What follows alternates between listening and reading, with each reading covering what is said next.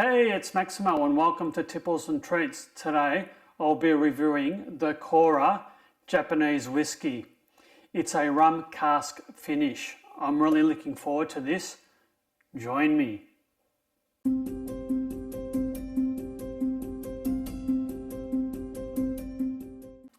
Thanks for joining me on this review of the Kura Japanese Whisky.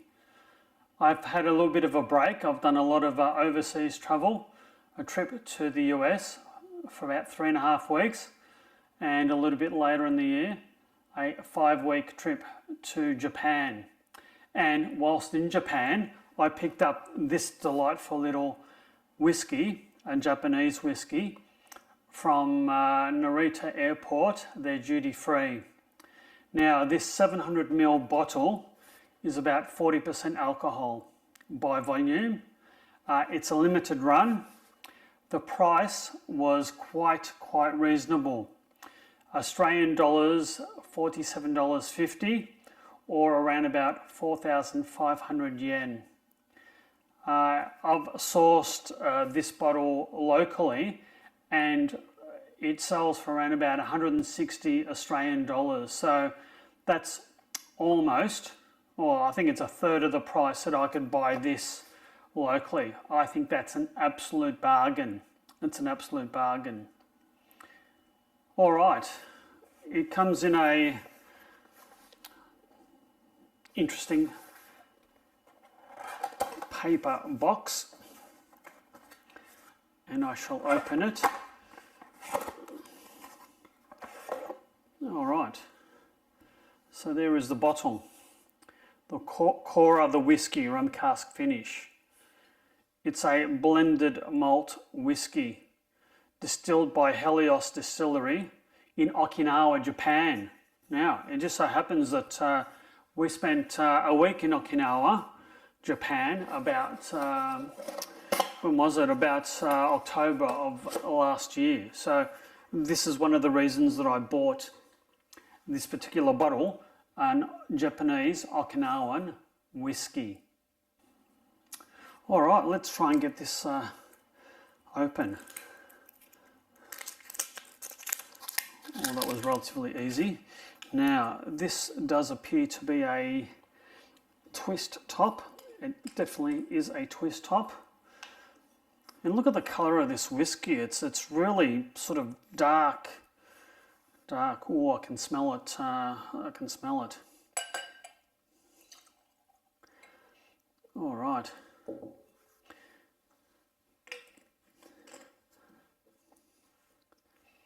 All right. So this is apparently quite a rare whiskey. It's limited to 2,000 bottles worldwide. The Kura Malt whiskey is a slightly different interpretation on Japanese whiskies, and that's one of the reasons I wanted to try this. The color is quite dark, certainly darker in the bottle than it is in the glass. Maybe the glass is slightly tinted. I think it is. It's slightly tinted. Makes it look a bit darker, but that's a very rich golden color. All right. Interesting. This is apparently a smoky Japanese whiskey, and the tasting notes say the smokiness of the rum finish is unique and adds a different type of sweetness that you'd find in sherry-aged whiskies. The Japanese peat has a lot of the same characteristics as Scottish peat, but the availability of it is quite limited. The tasting notes say this is one of the easiest drinking peated whiskies that's approachable yet brimming with character and finesse. These marketing people, they get carried away, don't they? Anyway.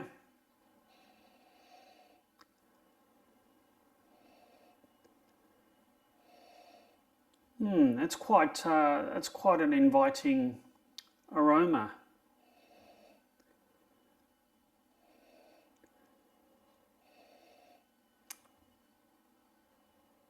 It's unlike any other, or certainly Japanese whiskey that's on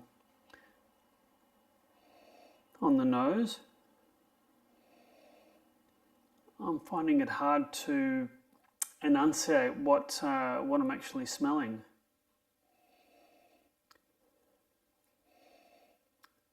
Maybe hints of vanilla, certainly hints of fruit, perhaps dried apple. And there's a little bit of spiciness as well. I'm eager to try this. Cheers.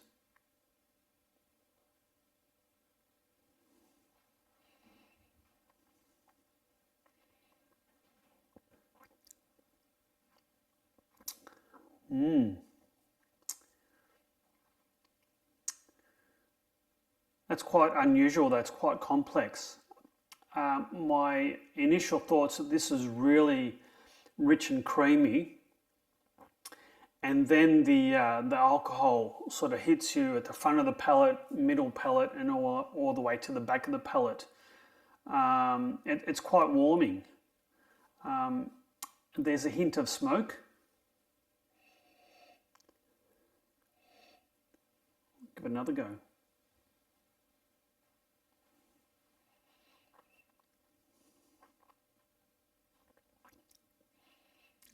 Second sip,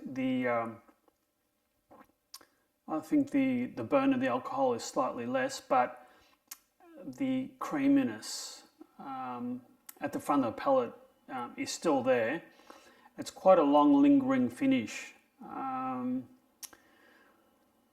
Sort of reminds me of maybe a clove sort of finish, sort of a clove aftertaste. It's only slightly peated compared to some of the Scotch peated whiskies. This is not very pronounced in terms of the peatiness.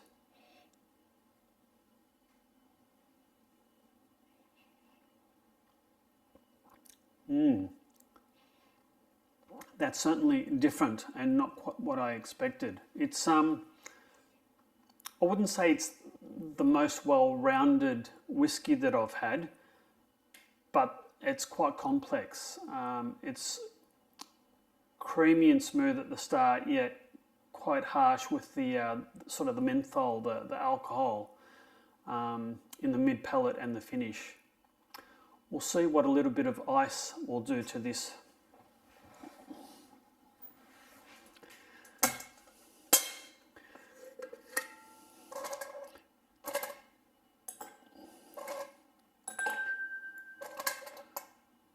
That should be plenty of ice.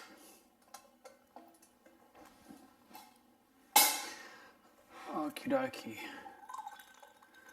Let's get a little bit of the ice melting and see what difference it makes. I can feel it getting cold in my fingers.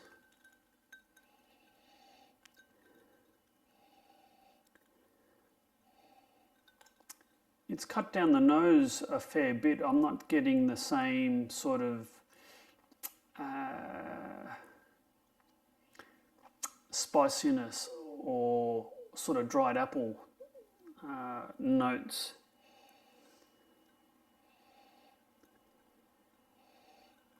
It's certainly a lot more delicate on the nose with some ice in here.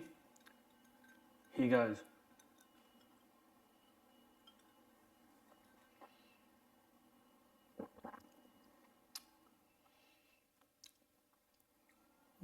That's, I think it's brought out some of the fruitiness at the front of the palate. It's still quite smooth, and I think the ice has just taken the edge off that alcohol burn, both mid-palate and I think a little bit in the finish, although it's quite a long, lingering, warm finish. There's still hints of spice. Interesting. I'm sort of getting a taste of sort of dried fruits or stewed pears or something that's quite rich and with high sugars and a reasonable amount of fruit as well. perhaps sort of a toffee taste as well.